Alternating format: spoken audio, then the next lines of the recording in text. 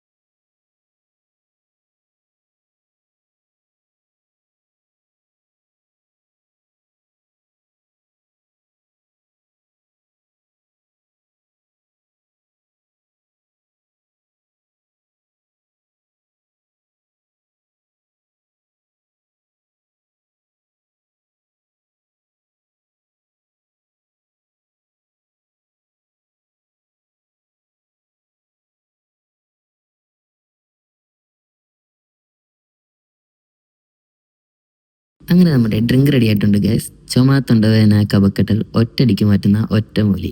അപ്പം ചീസ്, അടുത്ത വീഡിയോ കാണാം. ബൈ.